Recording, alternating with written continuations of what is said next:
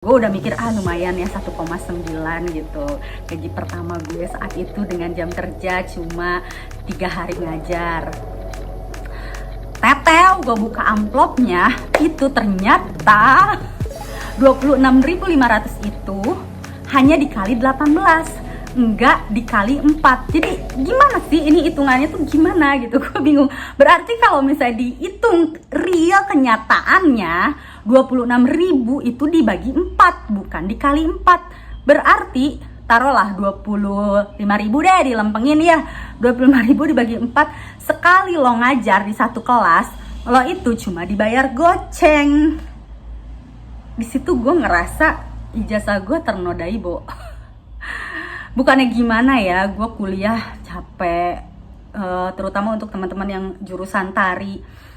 Ujiannya bikin pertunjukan, bikin karya itu lumayan menguras kocek gitu. Terus pas lu bener-bener terjun di lapangan sebagai seorang guru, walaupun itu guru honor gitu, jauh banget, Bo. Gue ngerasa ternodainya gini loh. Waktu itu gaji bibi cuci setrika di rumah gue, yang dia itu nggak punya ijazah, nggak punya apa, gue saat itu udah bisa ngegaji dia dengan hitungan 650.000 sebulan. Dari mana gue bisa ngegaji bibi cuci setrika gue? Gue punya honor nari.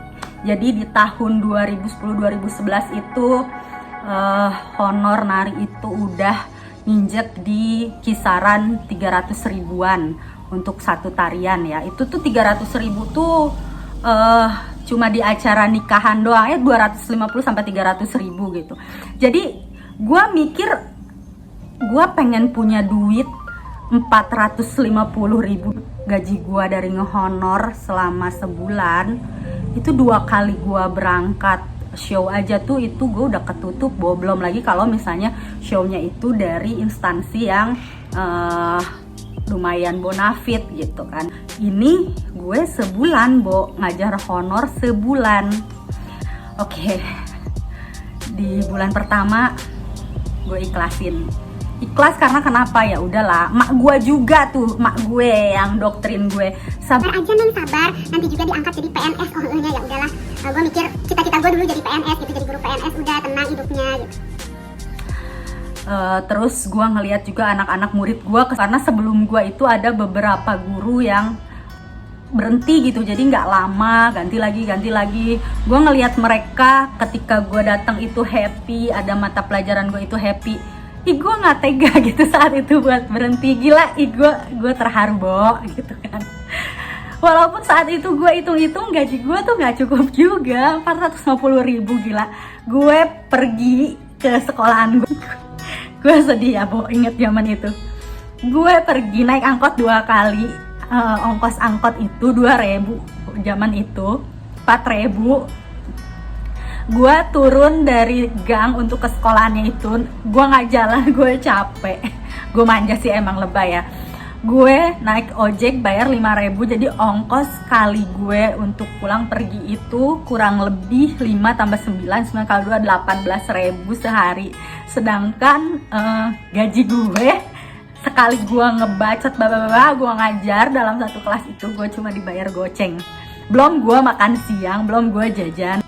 Jadi gue dapet apa? Gue ngajar dapet apa? Di situ gue ngerasa ya udahlah, ini amal gue, ilmu gue. Dan di situ gue ngerasa ya Allah, itu kan baper emang ya gue. Jadi saat itu gue tahan-tahanin ya. Gue juga kadang sering bolos karena banyak job nari juga waktu itu di luar. Gue banyak alasan, gue sakit lagi gini. Padahal gue ngejob. Ya iyalah, gue pengen punya duit gitu saat itu, dari mana gitu kan. Akhirnya di bulan kelima gue nggak kuat. Kayaknya gue udah deh berhenti aja jadi guru. Kayaknya gue nggak ikigai gitu. Gue kayaknya banyak ngeluh, banyak ngegerutu daripada gue nggak happy. Ya udahlah, walaupun saat itu gue sedih gitu. Gue apa di SMS-in sama murid gue, Bu kenapa berhenti? Bu gajinya kecil ya. Gue mau bilang itu iya, tapi gimana gitu. Gue cuma waktu itu minta maaf sama mereka, gue ninggalin mereka gitu aja. Jujur ngerasa berdosa sih, tapi di satu sisi juga gue dilema ya, Bo. Dan gue memutuskan itu karena saat itu pun gue tahu gitu, untuk jadi PNS tuh nggak semudah itu. Lu harus bertahan bertahun-tahun dulu untuk akhirnya lu bisa diangkat. Itu pun ya kalau misalnya lu masuk kualifikasi, kalau enggak tetap aja lu mesti ikutan tes pegawai negeri. Itu kebijakannya sekarang yang gue tahu. Oke, gimana nggak dilema tuh ya? Tadi lihat sendiri kan gaji bersih gue teh berapa. Gue pengen waktu itu punya kemapanan finansial yang lebih lah, karena ekspektasi gue terhadap hidup itu tinggi. Ini salah gue sih, makanya gue jadi kesannya nggak syukur. Yang orang tua gue pengen ngasih, gue pengen beli barang apa yang gue pengen bisa bangun rumah. Gue seorang penari, saat itu gue punya cita-cita, gue pengen nari 5 benua, pengen gue injek. Tapi kalau misalnya gue terus bergelut jadi guru honor terus di sekolah, kayaknya secara syariatnya gitu ya, itu jauh gitu. Saat itu adalah desas-desus omongan orang, Neng disabarin weh atuh, nanti juga diangkat jadi PNS, disabarin dah berkah ngajar teh.